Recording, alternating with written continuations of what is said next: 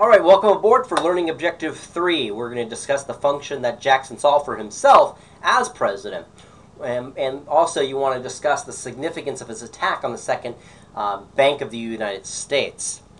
So as president, Jackson favored a formula of state sovereignty, states' rights, strict constitution application, and laissez-faire government because he hoped for a return to old-fashioned, agrarian-oriented Jeffersonianism. Laissez-faire government is hands-off the economy economics, Hamiltonian in many ways.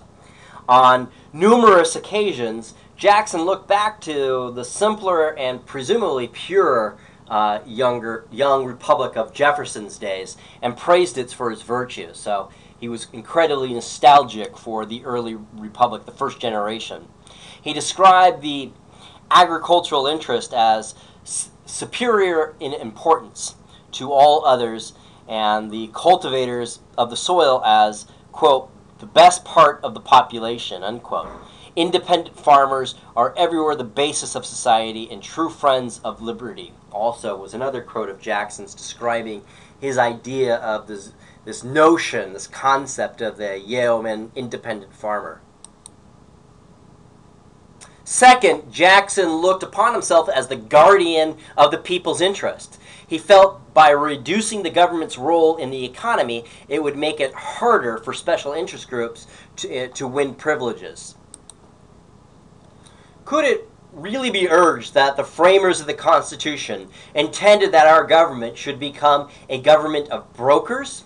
If so, then the profits of this national broker shop must ensure to the benefit of the whole, and not a few privileged money capitalists to the utter rejection of the many.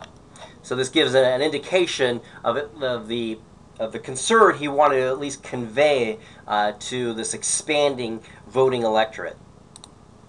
One of Jackson's strengths as a president was he was not intimidated by congressmen, and this is going to initiate a change in the presidency. The conception of the presidency was supposed just to oversee and really sanction what Congress came up with. Jackson was not intimidated, scared, and really thumbed his nose at Congress in many ways, whose acts he felt were too often controlled by small, selfish groups of powerful constituents, and he used his veto power more freely than any of his predecessors. And the same was true with the Supreme Court.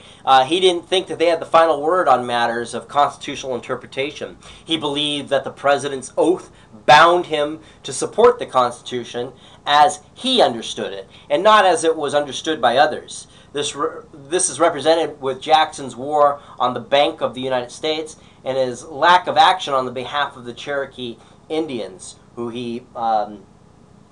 one of Jackson's airs of popularity was that he knew how to, quote-unquote, deal with the Indian problem. And we're not going to get into it too much in this lecture series here, but what's interesting about Native Americans at this time was that the Supreme Court had ruled in favor of the Cherokee Nation and basically said that they could stay where their historical home was in Georgia. Jackson ignored that ruling and ordered the U.S. Army to forcibly evacuate every man, woman, and child of the Cherokee. Well, he didn't actually do it, but his protege, Van Buren, would do it, invoking the Indian Removal Act that he signed into presidency. So as a champion of laissez-faire economics, Jackson promised to reduce the government to the simple machine which the Constitution created, as he saw it.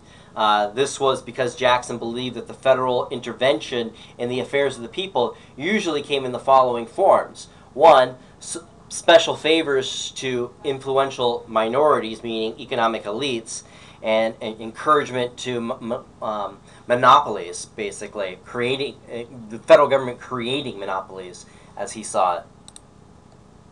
So one of Jackson's most important and controversial uses of the executive power was his successful attack on the Bank of the United States. The attack demonstrates Jackson's strong prejudices against special interests, as well as his contempt for expert advice, even in fields like banking where his ignorance was all but complete. Furthermore, the bank war revealed some of the deepest concerns of Jackson and his supporters and expressed their concept of democracy in very dramatic ways. It also aroused intense opposition to the president and his policies, an opposition that crystallized in a new political party, the Whigs, and we'll look more of that in detail in the next lecture. But the short answer to what the Whigs had in common is that they all hated who they referred to as King Andrew Jackson. So the Second Bank of the United States was a large commercial bank which the federal government had chartered for 20 years in 1816 and partially owned. 20% of the bank's stock was owned by the U.S. government. The bank's most important role was the stabilization of the nation's money supply. Most American money consisted of notes, in effect paper money, that state-chartered commercial banks issued with the promise to redeem on demand with gold or silver coins. The bank played its stabilizing role by regularly collecting these state bank notes, returning them to the banks that had issued them, and demanding that the banks convert them into gold and silver coins. So, with the threat of collection hanging over them, state banks had to be conservative in extending credit in the form of banknotes. Otherwise, if they got called in by the second bank and they didn't have the funds, they could be shut down. As the state banks continued to issue more notes, they could redeem at any time. They were expanding the money supply, but under the discipline imposed by the second bank, they had to do this very cautiously. Again, because if they got called in, if they got their notes called in to redeem them for gold and silver, this would basically cause them to be shut down.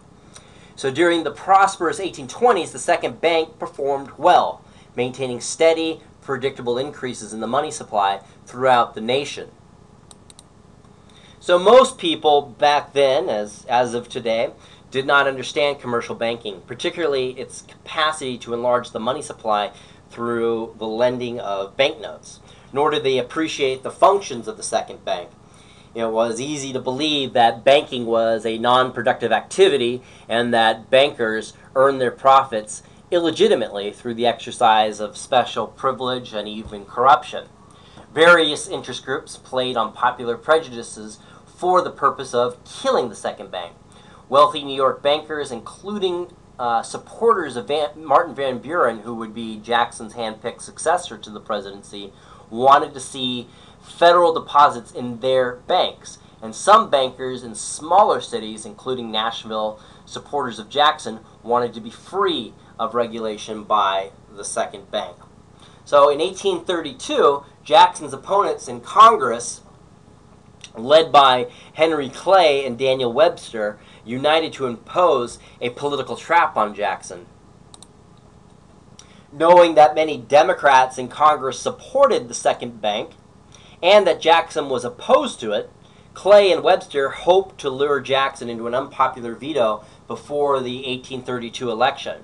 Consequently, they engineered the passage of a bill to recharter the bank 4 years earlier than its original recharter date of 1836 in order to make it an election issue out of it. Seeming to fall for the trap, Jackson, of course, vetoed the bill.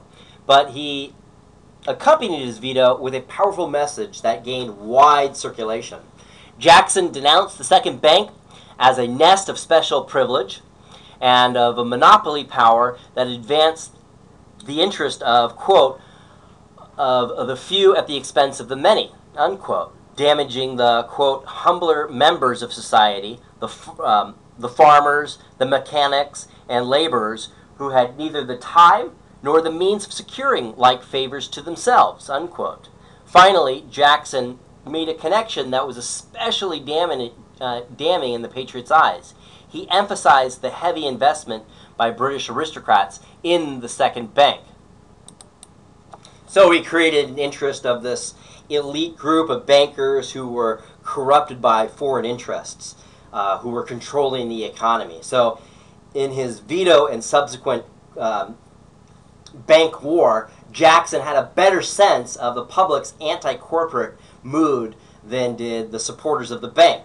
His most fervent supporters came from a broad spectrum of people who resisted industrialization. And that's important to know. This is in the midst of the first industrial revolution, and there's a tremendous amount of anxiety at this time about the future, very comparable to, say, today. You know, what is the future going to uphold? So we're seeing this beginning of an upheaval of a lot of professions at this time, and the end of the artisan, and this idea of the young apprentice working with the artisan master, and the very beginning, I emphasize the beginning, of mass production. So we're beginning to see a more an increase in a division of labor within a factory system. It's just beginning, but nonetheless, it is causing tremendous anxiety with lots of people wondering, well, what is the future going to hold? Jackson also won support for his position from some promoters of economic growth, such as state bankers who had originally supported the second bank, but now believed its demise would open up the way for more speculative investments by, well, their banks. So it was a way of, in their support of Jackson, it was a way of undermining competition. Thus, Jackson managed to expand his coalition of groups, even though some held diametrically contradictory positions on the value of banking and even industrialization. So he was able to win the election of 1832 despite the trap that Clay and Webster had set up for him. Herein lies the reason for Jackson's political success: his ability to gain the identification and support from a wide spectrum of people with different political beliefs, while at the same time able to capture the support of the emerging urban working classes. However, the bank veto stimulated significant organized opposition, which culminated in the formation of a new political party, the Whig Party.